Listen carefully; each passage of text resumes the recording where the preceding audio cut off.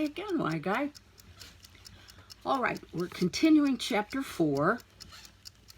The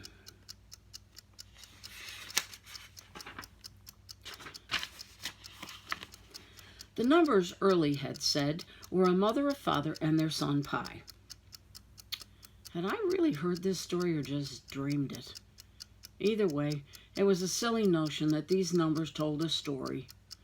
And Early, that strangest of boys, was now sitting on his cot beside the record player, but instead of watching it spin, he was busy tying a rope into an elaborate knot. So engrossed in his work, it was as if that rope and its knots also had a mesmerizing story to tell.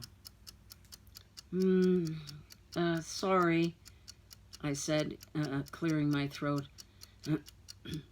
I must have dozed off. That's okay, said Early without looking up.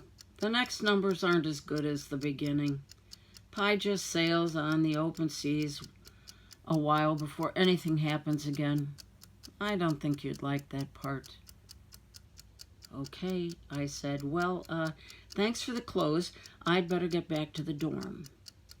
Early was too engrossed in his rope and knot to notice me leaving. I didn't see Early for a week.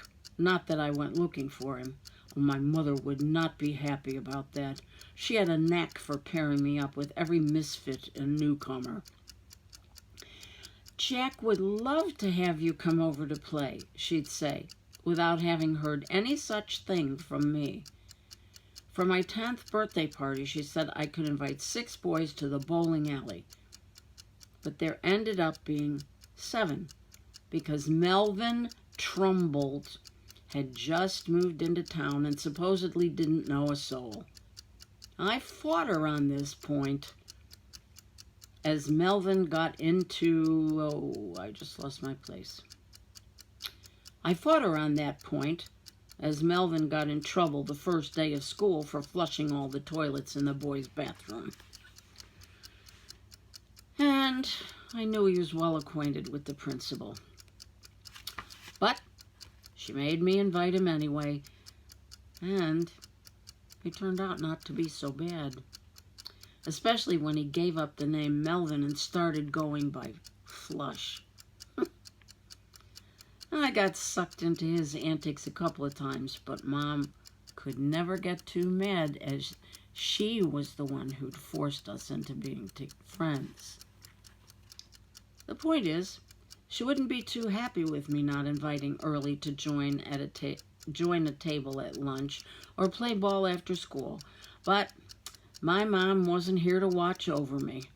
Besides, I was the new kid this time, and people weren't exactly banging on my door. Until about 5 o'clock one morning, when someone was doing just that, banging loud and insistent. I was